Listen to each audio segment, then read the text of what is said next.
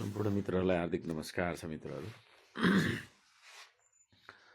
हामी पश्चिमतिर आउने कोसिस गरिरहेका छौँ, तर समय त्यस्तै परिरहेको छ। समय छोटो भएको कारणले गर्दाखेरि हामीले भने जस्तो त्यतातिर आएर कार्यक्रमहरू गर्न सकिरहेका छैनौँ। नेपालका पश्चिम भेगमा रहनुहुने सम्पूर्ण नेपाली दाजुभाइ दिदीबहिनीहरूलाई भन्न चाहन्छु, यसै भिडियो मार्फत सम्झन चाहन्छु यहाँहरू सबैजनाले अब श्रम संस्कृतिलाई अँगाल्नु पर्दछ भन्ने आह्वान गर्न चाहन्छु।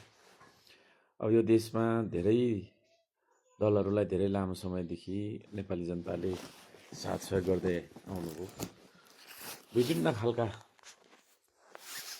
पार्टीहरू आए र ती पार्टीहरूले विभिन्न खालका चाहिँ भाषणबाजी गरे। ती भाषणका पछाडि लागेर के अरे तपाईँको प्रलोभनका पछाडि लागेर धेरै नेपालीहरू त्यस समय बर्बाद गर्नुभयो। अब श्रम संस्कृति काम गर्ने शक्तिको पछाडि, अब श्रम संस्कृति त्यो काम गर्ने तपाईँकै आफ्नो फेरि संस्कृति हो। त्यो संस्कृतिमा हामी सबै आबद्ध हौँ। म एक्लैले देश बनाउन सक्दिनँ, होइन। हामी सबै 3 करोड नेपालीको साथ सहयोग हुन चाहिन्छ। त्यसो भएको कारणले गर्दाखेरि हामी सबै मिलेर, होइन, त यस्तो त त्यस्तो नभनिकन हामी सबै मिलेर देश बनाउने भने श्रम संस्कृतिको विकल्प नरहेको कुरामा जानकारी गराउन चाहन्छु। र हामीले अब धेरै कुराहरू राखी पनि राखेका छौँ सार्वजनिक कार्यक्रमहरूमा। म तपाईँहरूको ठाउँमा सशरीर उपस्थित हुन नभ्याउला। यदि नभ्याए पनि तपाईँहरूले यही भिडियोहरू मार्फत मैले चाहिँ बोलेका मेरा विचारहरू यहाँले सुन्नुभएको होला। ती कुराहरूलाई सुनेर श्रम संस्कृति के रहेछ भन्ने कुरा बुझ्न सक्नुहुन्छ। आजको जमाना भनेको तपाईँको पहिलाको जस्तो रहेन है। भेटेरै सम्झाउनु पर्ने, यसरीसँगै बसेरै हिँडेरै गर्नुपर्ने भन्ने कुरा पनि नहुनसक्छ। त्यसले गर्दाखेरि अहिले अब सामाजिक सञ्जालको जमाना आएको छ र यसरी सामाजिक सञ्जालबाट पनि हामी सुसूचित हुन सक्छौँ। सबैजनालाई म भन्न चाहन्छु, हामी सबै मिलेर देश बनाउनुपर्छ। त्यसका लागि, होइन, यो स्वदेशमै तपाईँको चाहिँ नि हामी रहनुपर्छ र स्वदेशी विचारलाई लिएर अगाडि बढ्नुपर्छ भन्ने हाम्रो बुझाइ हो।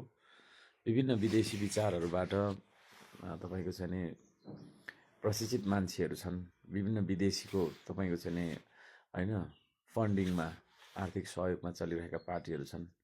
त्यस्ताहरूले चाहिँ यो देशलाई विदेश बनाउने हो अन्त त, है। यो देशको स्वाधीन चाहिँ हराएर जाने देखिन्छ। त्यसो भएको कारणले गर्दाखेरि हामी भनिरहेका छौँ, श्रम संस्कृतिको चुनाव चिन्ह माटोमा यसपालि भोट हाल्नुपर्छ। चुनाव चिन्ह माटो, होइन, अन्जुली दुईवटा तपाईँको हातमा राखेको माटो, चुनाव चिन्ह माटोमा यसपालि भोट हाल्नुपर्छ, है।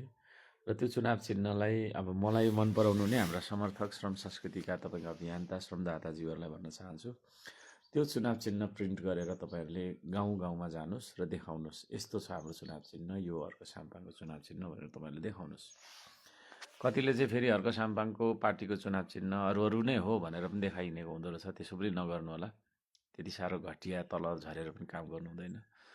र म तपाईँहरू सबैजनालाई भन्न चाहन्छु, श्रमदाताहरूलाई भन्न चाहन्छु, चुनाव चिन्ह माटोमा यसपालि भोट हाल्न लाउनुपर्छ यहाँ सबैजनालाई। त्यसरी जोडिएर आउनका लागि हार्दिक आह्वान गर्दछु र यति भन्दै अहिलेलाई म बिदा हुन्छु। यहाँहरू सबैजनाको दिन शुभ रहोस् भन्न चाहन्छु। सकारात्मक सोच विचारले मात्रै देश बन्न सक्छ। सकारात्मक सोच विचारको सुरुवात गरौँ। धन्यवाद छ। नमस्ते।